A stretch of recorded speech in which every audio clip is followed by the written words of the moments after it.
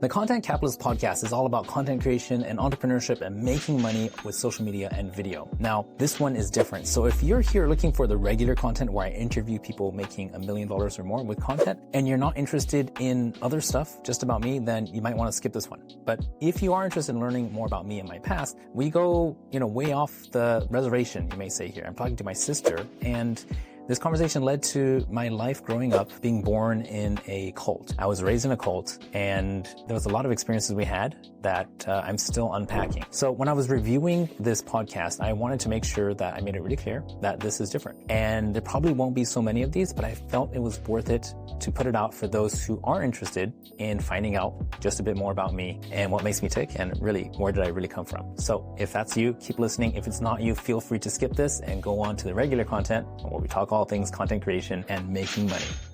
It was so scary for me for so long to just talk about where I came from. But the truth is, I was born into a religious group or a religious cult that our parents joined when they were very, very young. Jun Kato is a world-class interpreter, recognized for her ability to connect Japanese audiences with speakers like Tony Robbins and Steve Wozniak, in addition to interpreting for heads of state at the UN, making her a top professional in the industry. So the environment that I lived in was like a commune. I didn't have access to pop culture or anything until really I was around 10 years old when for the first time ever I started going to Japanese school. We were born in the same cult, and I didn't realize it was a cult until the internet was invented. It's time for all of you to take a risk and share something about yourself. And it's a safe place, but not a place to play safe. What would be the worst thing that would happen if you were to show up authentically every day for your family, for your clients, your employees? And if it's not death, then you're going to be okay. The Content Capitalist Podcast. Hey guys, welcome to another episode of the Content Capitalist Podcast. We're going off the regular format that I do, where I usually bring an expert and we ask them to teach us a thing or two about social media and marketing and content creation. Today's got someone real special. She's my sister, Jun Kato, and obviously we've known each other for a long time. I think so. Yeah. And recently she was over at my house and we were talking about stuff, and I just realized, you know what? I know so little about what's been going on in your life, except that you're pretty much the world's best Japanese English interpreter in live settings. I actually think that we could probably pull up some statistics, and you'd rank up there as probably the best as far as how that goes. I want to talk to you a bit about, explain what you've been doing, what you've been up to, and but I want to open this by first, it's weird. I have to go to social media to research what my sister does. That's how bad it's gotten. But I'm on LinkedIn looking up Jun Kato. That's June space Kato. First picture is her on stage with Randy Zuckerberg in front of, I don't know, looks like 3, 4, maybe 5,000 people. And then her, side by side with Steve Wozniak, taking care of making sure the audience in Japan understands exactly what he's saying. And not only that, the nuances. We got Tony Robbins. We've got Ricardo. I can't pronounce his last name. Teixeira? Teixeira. I think it's Mexican. Teixeira. Okay. Yeah. Okay. He's a world karate And then, champion. of course, Pitbull, Jeff Walker, Mary Buffett, Marshall Thumber. The list goes on and on. Robert Kiyosaki. And she gets to have these experiences working and very intimately understanding not just what the words are saying, but the intention and the energy. And there's also going to be quirks and things people say that have a deeper meaning based on the context of who they are. And that's a lot. So that's who she is: world-class interpreter, world-class translator, world-class connector of world-class people. So Jun, welcome to the show. That was a long intro. That was a really long introduction, but thank you. It was like kind of a nice trip down memory lane because I've been in the interpreting world for, I think this is going to be my 13th year, and through it I've just been able to have so many amazing experiences with all of those world-class people that you just mentioned, and so many more that I haven't even had time to update my LinkedIn in I think 5 years, so that's kind of old information. But it's been amazing to be able to walk into those rooms and know that these really amazing people kind of just trust you with their message and their voice. And so it's a huge responsibility. It's a very big undertaking. It's something that I actually really, really enjoy because there's an aspect to interpretation that I actually feel is kind of like mind reading, or not just mind reading, because you can't just interpret the words that people are saying, because a lot of times, even with really world famous speakers, they say something, but what they're trying to get across, or the meaning or the feeling, is very different. And so being able to pick up that feeling and then finding the right words for it is it's a real art. Anyways, thanks for the introduction. I'm super happy to be here. I think that Japanese and English interpretation is probably one of the toughest ones because of the way sentences are structured. Like literally the first word in the sentence in Japanese is going to be the last sentence of the last word of the English sentence. So you can't start until it's it's the structure has to change in your head the whole time. So in your brain, you're constantly having to like do this, I don't know, what do we call it? What's that game again where you spin the thing and there's colors on the floor? Twister? Twister. It's like Twister in your brain Twister? with like Yes. Yes, Twister. That's what I imagine is going on in your brain. I don't know if it's Twister exactly. It's a weird thing because, like, when it comes to interpreting for a specific speaker, if I have any time to prepare in advance, then I will try to learn as much of what they've taught. I'll read their books, I'll watch whatever videos they have out on YouTube to understand their feeling, their content, the cadence. But then the moment I get on stage, or if I'm right next to them, then a lot of times I have to throw away everything that I've learned and just empty out my brain and become like a completely empty and clear channel so I can really be present in the moment, because everything that they've done in the past doesn't necessarily represent who they are when they're right in front of you. So, one thing that I've noticed that really separates amazing interpreters from those who maybe aren't as good, but they're technically amazing, is whether or not you can show up and be present and not rely on everything that you've learned in the past and just know that it's going to be there for you if you need it, versus the people who are just stuck in their head and are interpreting from knowledge as opposed to, I don't know, trust, experience, and intuition. It's an interesting thing. The fact that it's simultaneous interpretation, like I think we got to paint the picture here, because a lot of people have probably been to conferences where the speaker says something, then pauses, then someone else translates. And what you're doing is so different because the speaker goes on and on and on. And someone like Tony Robbins, and I've been to his events, he does like what? Like I think 230 words per minute is his regular pace. And really? I didn't know. Did you know that? Yeah. No. Yeah, that's how fast he speaks, right? So you are, as you're listening, you're doing some kind of like, supercomputer stuff in your brain, and your mouth is moving in Japanese while still trying to absorb the next thing that's coming out. It's like this assembly line going on, right? And it is so difficult to do something like, or especially like Tony Robbins, where how many hours are his events when he did those? So when he was doing live in-person events pre-COVID, they could go anywhere from 12 to 15 to, I think the longest one was like 18 hours straight. Now that they're online, they're about 12 hours or so. So it's still pretty long. And he's also getting a little bit older, so that's he is. He's getting slower. Don't tell him I said that.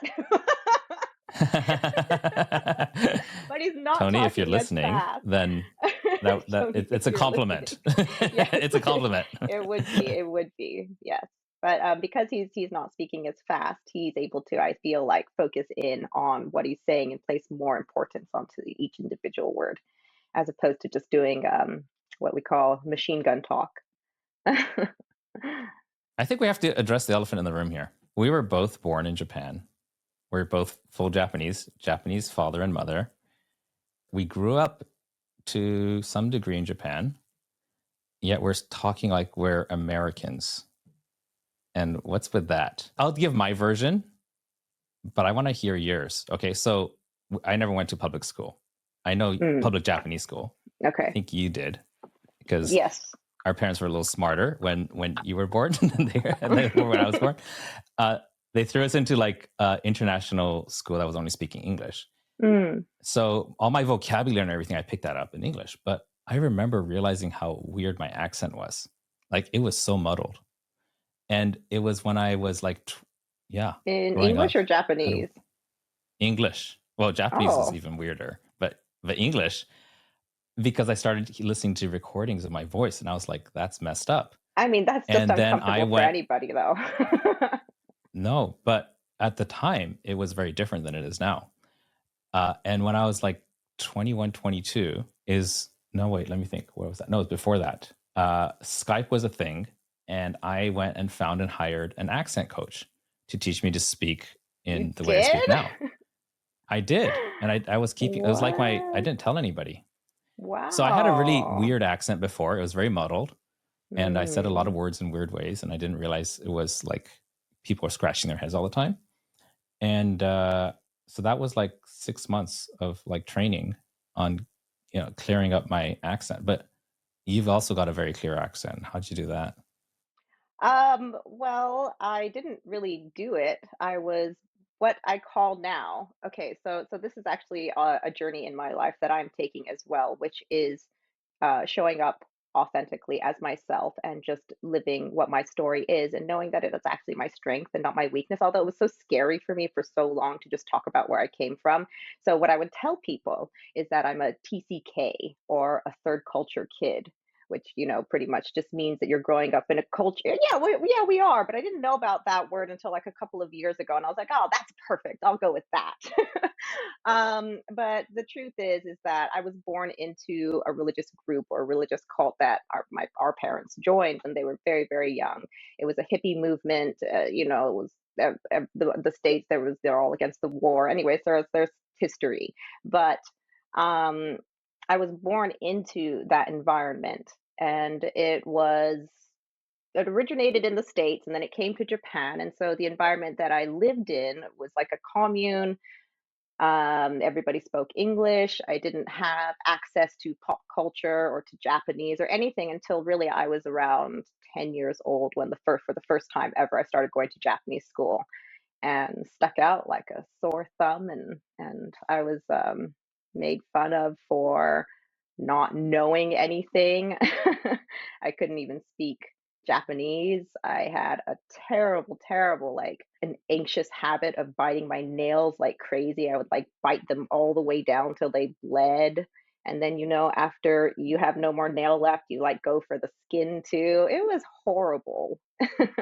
But that's where, I mean, we grow through Like these I'd already things. moved away. I didn't know any of this stuff, like Um, about the school. But yes, mm, you know what? Thank you for doing that, because I've always said international school, and technically it was a school, but it was also run by a cult. yes. We were born in the same cult, and I didn't realize it was a cult until the internet was invented. And then around 15, 16, I was just like, what? What? This is a thing? Now, I have never talked about this publicly on social media yet. So the fact that you're bringing this up is actually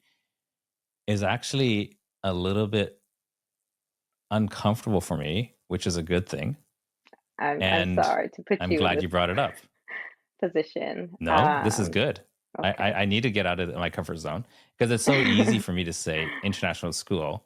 If I say I was born in a cult and I went to a school that was run by the cult, then it's like so many more questions. Now everybody's like, I'm Well, trying to run a business here now. People want to know about my cult life, yeah, it's a So difficult thing to parse between. which, by the way, just to clear things up, I'm not affiliated with them all anymore. As soon as I figured stuff out, then I wanted to leave as soon as I could. It took a little while to, understand what it actually means to live outside of the system of a cult.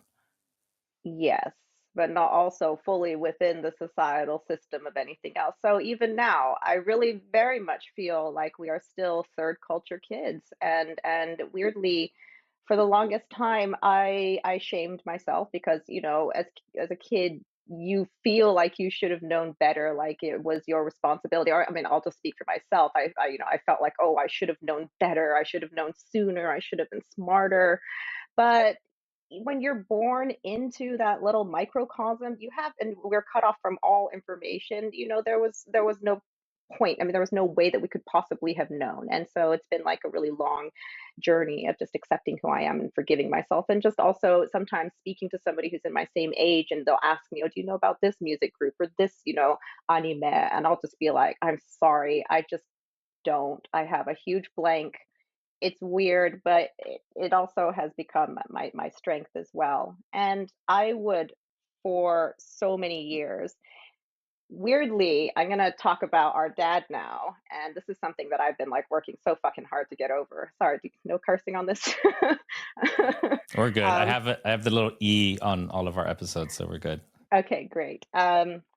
So we would go visit our grandparents, and because of the group that we were that we were brought up in, and the very weird family structure that we had, every time before we go visit our grandma, our grandparents, he would always tell me, don't tell grandma about the rest of our family, don't tell her about what goes on. And so from a very young age, I've had this very powerful influence from, one of the bigger authorities in my life, which was, our dad, just pretty much saying, don't talk about your real life. Don't talk about who you really are. Don't talk about what's true for you.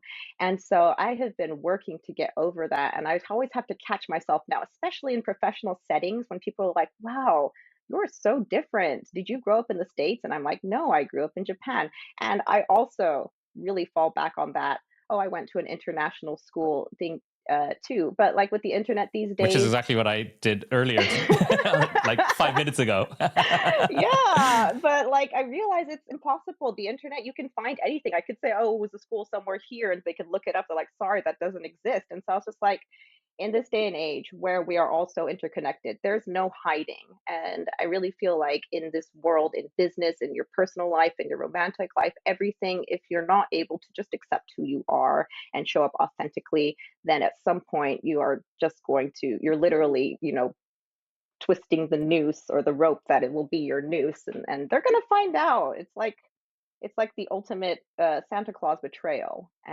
where you tell your kids that Santa Claus exists, and then anyways, yeah. Now that you say all this, like I've always had it in my mind that I wanted to come out about this at some point, but it just never felt important enough. And then I've always made it a rule that I'm not going to lie on social media and stuff, but I'll definitely omit stuff that I'm not comfortable talking about. And I think that's fine too. But maybe there's a time where this stuff needs to get talked about. Like, why the fuck do I, have all these? Well, okay. I recently started seeing a therapist like a few months ago. And then I started studying Carl Jung and all his work as a result. She recommended all this stuff. And I'm starting to see connections between how I think and behave. And like the fact that I'm an entrepreneur even is probably just a result of me not seeing a way to fit in to society in any other way than to create my own micro society called my company. Yeah, literally. It's a very plausible explanation. But yes, definitely, dad, not just dad, but like people, like the adults around all had the attitude, like, like don't say this, don't say that, because it was a very secretive cult. So that's affected me too, just like it affected you. Yeah. And I think we found different ways to maybe, for a long time, I would call it coping, and then accepting, and then transmuting it or transforming it into an actual strength. Because what I have found through my experiences of actually telling people, the more honest I am about where I come from, more so than not, I don't think I've ever once had somebody shun me for it or shame me for it or look down on me in any way. Actually, a lot of times it's really been something that I don't know, for me, I had the longest time just like having any respect for the fact that I got out of the cult, which of course it wasn't just on my own. I was still so young at the time. I was still 10 years old. So a lot of that came from dad leaving because he was done. And but then just the journey And then from he just left there. us. He just like, bye guys, I'm leaving. This is a bad idea to be in a cult. You guys can stay. Like what? Like he never encouraged any of us to leave, as far as I know. Well, I think so. We were in very different positions. I feel like obviously within the cult there are all these different eras, and we don't necessarily have to go into all of it. But your experience as however so many years older, I think you're 6 years older than me, and mine. was very different, both with our dad and in the cult as well. But yeah, I forgot what I was saying. But pretty much, yeah, whenever I talk to anybody about it, they're more often than not just amazed. And they are so affirming of the resilience that it takes to actually come out of something like that and not become like a derelict of society, some kind of like, I don't know, meth addict or something, or like a shoplifter. I don't know. So that's what I've been able to find through my experience of just coming out a little bit by little bit. And also, I have seen how hiding this story of our past has tortured our dad as well. And how many times he's had to make up so many different stories for all of the different amazing people he needed to impress.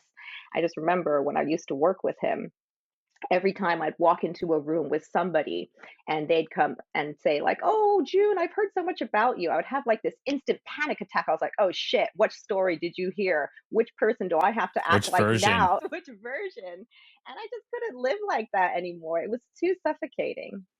And so, maybe this wasn't the way that you were thinking of coming out, and perhaps I should have warned you that this is the No, I'm direction that cool I'm with it. going in. I, But I yeah. feel like I don't know if it's worth it, but okay, I got one thing I want to share with you, and then I want to ask you a question.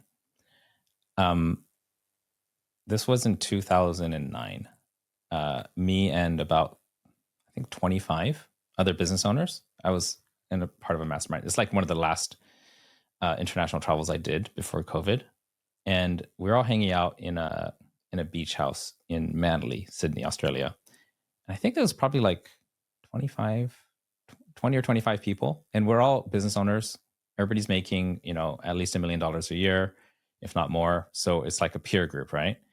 And one of us was leading an exercise, which was very cool. And basically, he says, if you're asked, especially as a business owner, like to share your life story, then by default, we all just talk about the highlights. That's just, what we do as humans. And he says, but what I want you to do, and we had this big flip chart, right? We draw a line right through the middle, and then you're going to put a dot anywhere on the board. But the line means like neutral.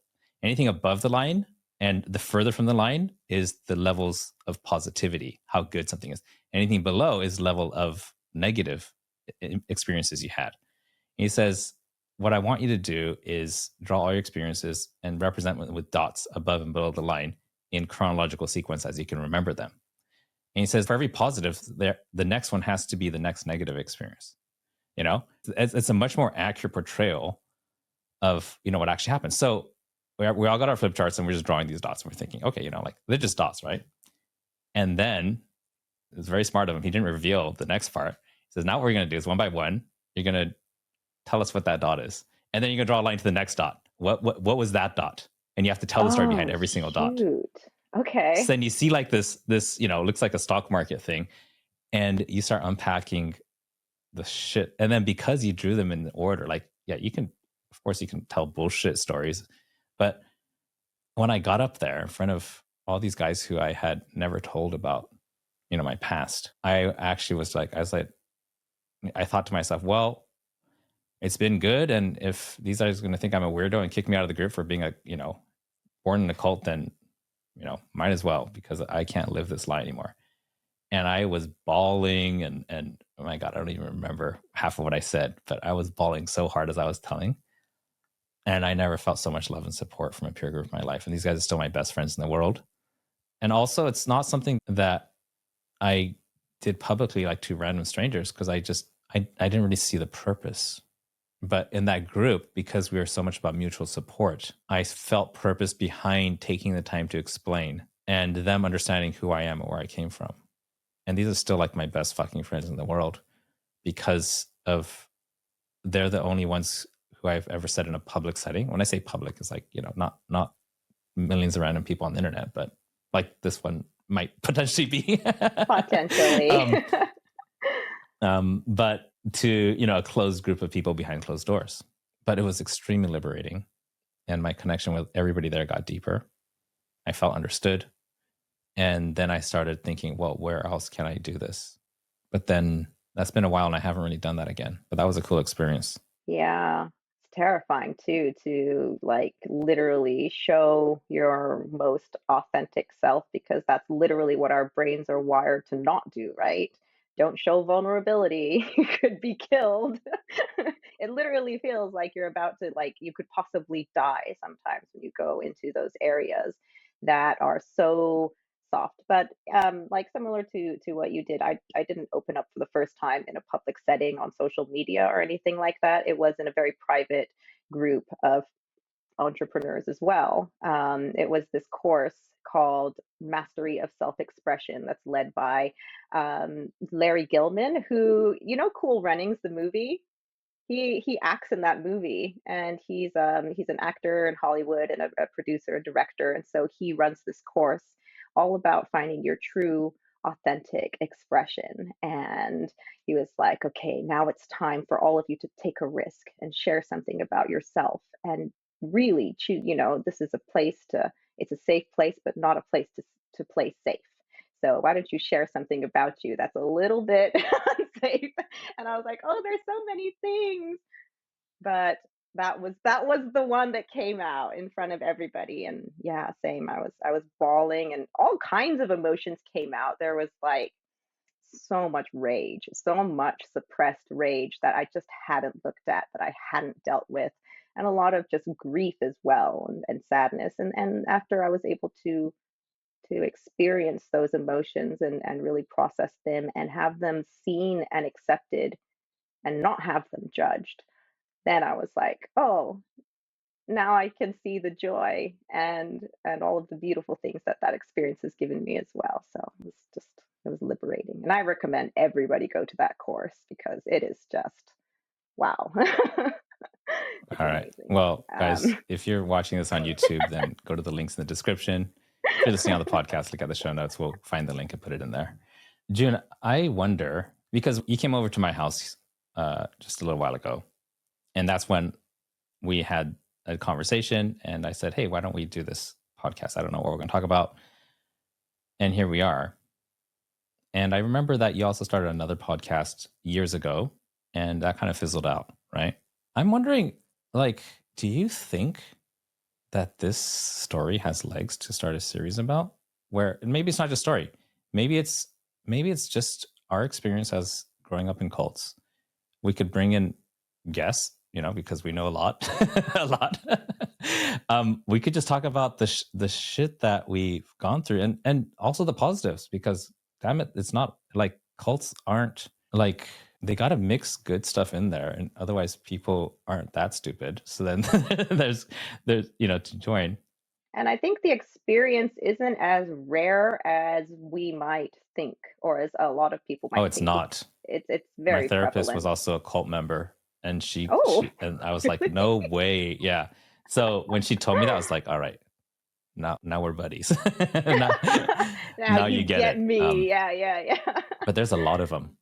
And I bet there's a lot of Yeah, podcasts that talk about this too. probably. But do you want to consider? I will consider talking about it. I'm very open about to talking about it. Yeah. Yes. I can't really say. So for me, like I said, I was out of Well, it don't make any by the decisions on the time I spot was. here. Like, I ambushed you here just now with this, but No, you but ambushed me I'm earlier. Just bringing up yes, cults. it's true. We're You're good. right. You're right. But I'm very open to it. All I can say is that my experience ended around the time that I was 10, and so what it is that I perceived or what it is that I saw is probably not like a fully put together picture. So all I can speak about is just my experience and not necessarily what cults are or what this was. Just my own personal one. And then I think that's what it's going to be about. It's going to be about experiences. It's not going to be about us judging or theorizing or systematizing anything to do with cults. Just talking about perfect. experiences. All right, then I'm there. Yeah, 100%. That was my question. If you'd be open to talk about that. And here's something that else has come up.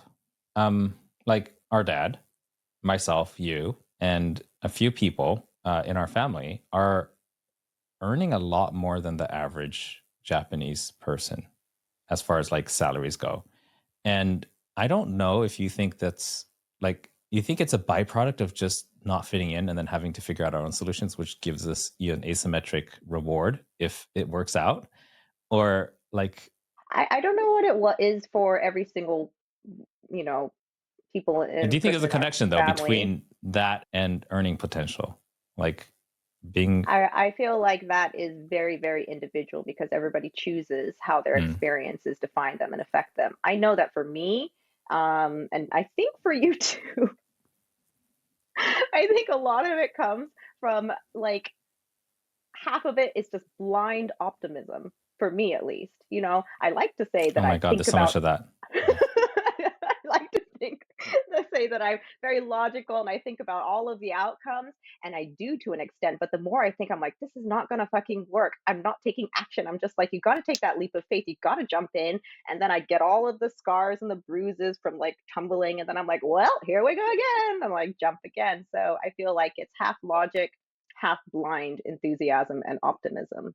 And maybe that's something that you see in a lot of entrepreneurs actually, or else how could you keep doing it when it keeps beating you down for so many years until you finally get that breakthrough, and then you break through that ceiling, and then you're like, oh, I love this, and you keep on going and going, and you hit that next ceiling, you're like, ah, shit, this again. Did you ever watch that movie, The Prestige, about the magicians? Oh, It's like hold a on. early With 2000s movie. Yes, I love that movie with Hugh Jackman and Christian Bale, Yes. right? I loved it. Yes, it was so good.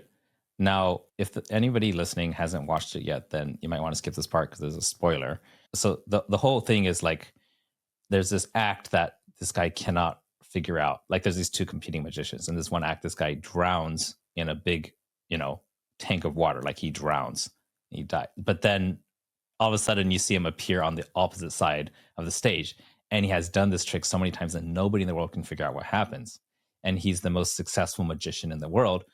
And then his big secret that's revealed at the end, and spoiler alert, plug your ears if you actually plan on watching this. His big secret is that he figured out how to clone himself, and then he kills the version of himself. The version of himself that dies in the water is actually dead. And then a clone of himself comes on the stage. And that clone still has all the memories and everything of the original guy.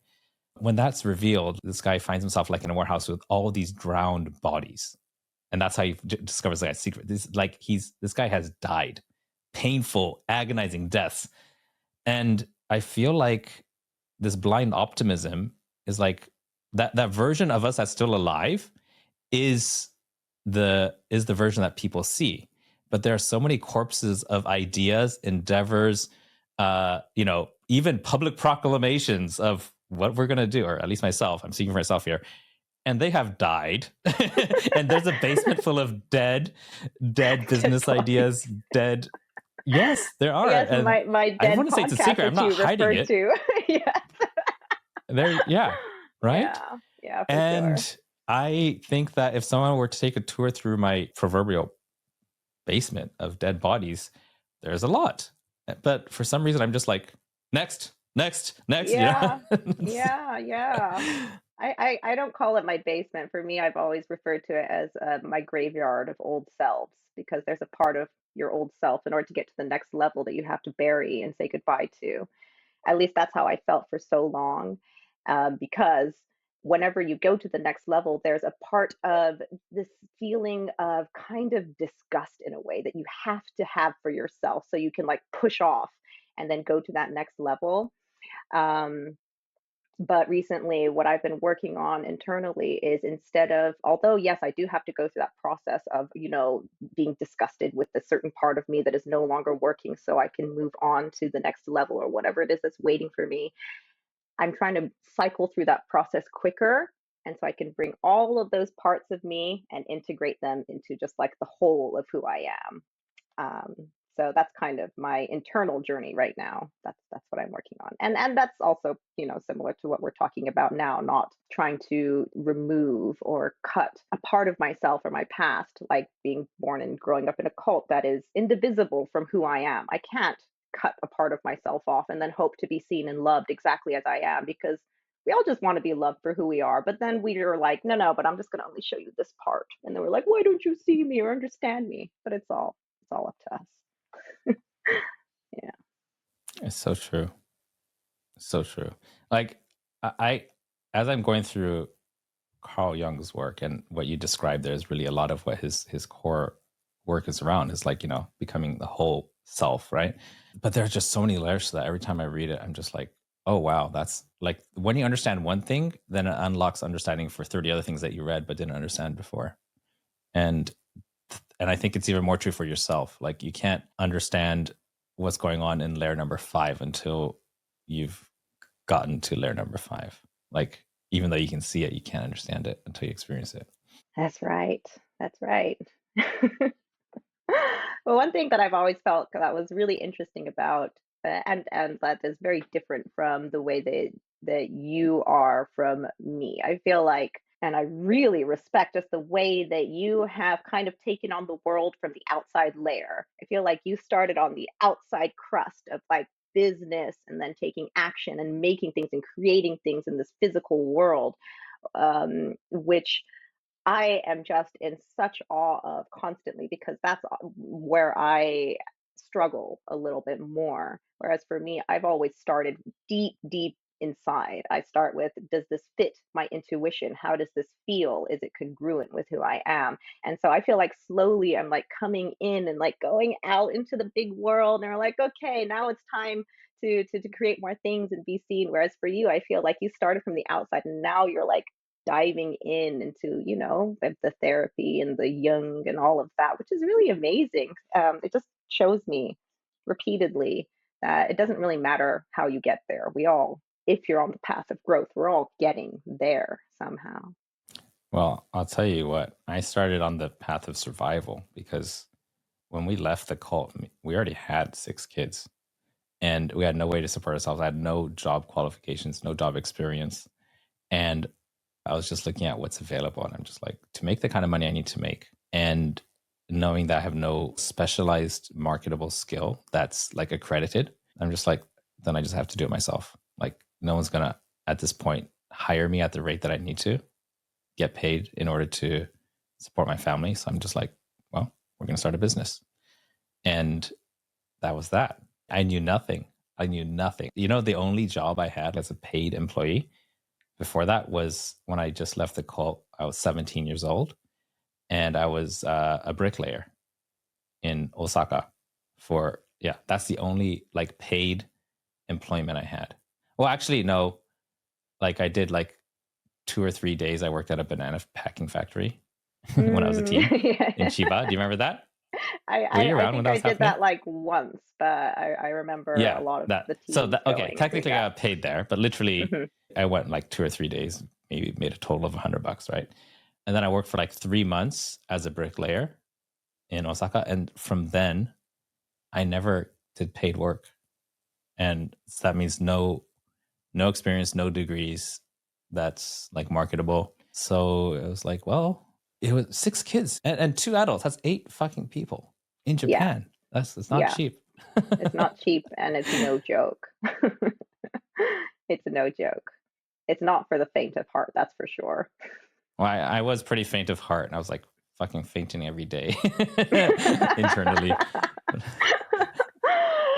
Yeah. it's like, I guess like if you look at any kind of martial arts, like they just punch that same fucking wooden board for thousands and thousands of times, knuckles bloody like every single day.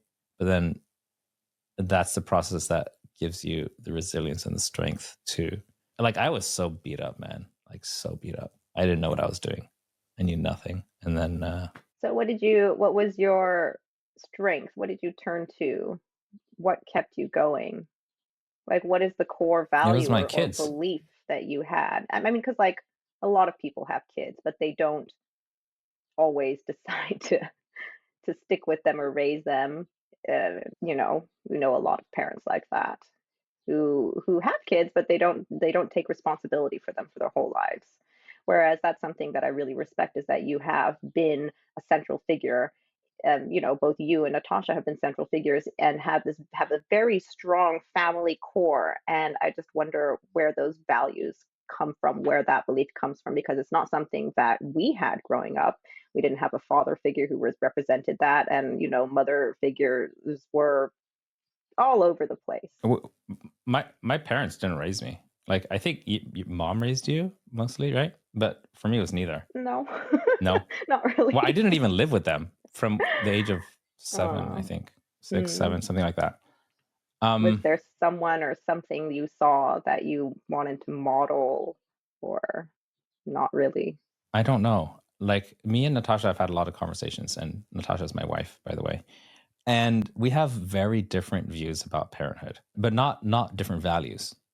So here's what I mean by this. She was also born and raised in the cult, and I hope she's okay with me talking about this because we met and married in the cult and had kids, which was highly encouraged because pretty much they figured let's breed members instead of recruiting. I think that was the tactic, but she's French and she grew up with very, very warm, doting parents. So like every day, like not I don't know about every day, but they would travel together and pioneer new countries and set up, like they were that kind of thing. So they're a small, tight-knit family unit, very warm, very affectionate. And she grew up with both of her parents. So she had this very strong like model of what parenting should be based on her experience being brought up by both of her parents. I didn't have any of that. Not brought up by my dad or my mom. As brothers and sisters, we kind of were near, but never like weren't grown up. Like we didn't sit down together as a family and eat meals together. Like you're in group A and another home, or like they just sent us all over the place. Wow, so much to unpack here. So, and I don't know where this came from, but I've always had a very, very strong sense of responsibility, and she has a strong sense of emotional connection. And I prioritize by default responsibility, and she prioritizes, connection, feeling emotionally connected. And so sometimes, like for me, the biggest failure in life would be to not fulfill my responsibility to children who are mine. And that would be even more important. And right now, of course, I think I've changed a little bit. But at the time, worse than my kids hating me, worse than my kids making, bad life decisions as adults, was that I didn't do my very best to fulfill my responsibility to them as the provider and protector. And that was like the worst of the worst of the worst of indicator of who I am as a human. And I don't know where that came from, but it still is that. And I don't know where that came from. So that super deep sense of responsibility. And right now it's kind of extended more to like my entire team who, is all over the world. My wife is pretty much HR for them now. She works for me. And she's the one who connects with everybody and keeps the emotional connection strong. And I'm the one who's just like, I better go and make some fucking money because I'm responsible for these guys' roof over their head, the food in their mouth, the rent, and then I take the logical approach. So who knows where these values came from, but it's very, very strong for me, like to provide and protect for the people who depend on me. That's amazing. And they've definitely sustained you for a long time. That's amazing. Thank you. I don't know where it came from. But then, like, it also means I make decisions where I have to violate other values based on that value. Yours and or others? Those are mine. Oh. Like, for example, values such as, be loving. And sometimes what needs to be done for me to reach the goal to do what's responsible is an unloving, uncaring thing. Right? Or values such as patience or consistency. Right. And they conflict sometimes. But yes, I've stacked my values so that to protect and to provide is at the top. Yeah. I mean, like when it comes to what is quote unquote loving, that isn't one singularly defined act or way of being. It changes from moment to moment, and what it means or exactly, because you can be kind and patient and loving with your child who is like shooting themselves up with meth, or you could just be like, fucking stop it. Sometimes so that I goes feel on the like back love burner. comes in many, many forms. Yes. It's not unloving. It is. I wouldn't say love. I said to act loving. Maybe I did say love. But No. to love them is there. But I would say to love is not a value. It's more like a feeling. But to act loving is a value, right? Like acting kindly towards. But wow, I'm being brought back to Date with Destiny, where I did that whole values thing so many times. Wow, that was a And long time ago. yeah, I think I'm gonna go back soon before they cancel the whole thing. Like at some point, time passes. June, we're coming close to the end of this hour. I want to respect that you've got some traveling to do, and I was also not knowing what we're going to talk about coming into this, but I feel this was exactly what we need to talk about. And I think that you're the only person who could have had the same conversation we had together. Like, I don't think I could bring a cult expert or any of my other brothers and sisters to have this conversation. For some reason, I think they're all fighting their own battles and they're busy and stuff like that. Everybody is. And it takes, honestly, so you were talking about how you went through survival in order to get to where you are now. And I went through that too. And while you're still in survival, it's very hard to have the emotional space to look back and process.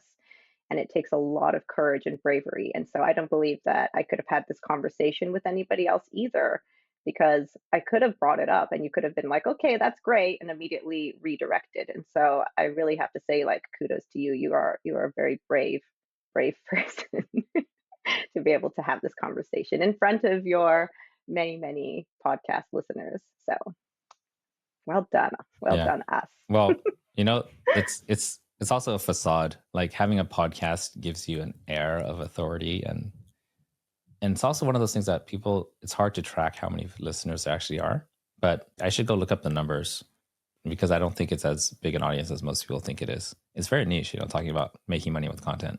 I think that's really important, though, because longevity in content comes down to how authentic you can be and how okay you are with being perceived as who you truly are, with no coverings, no stories attached, just you.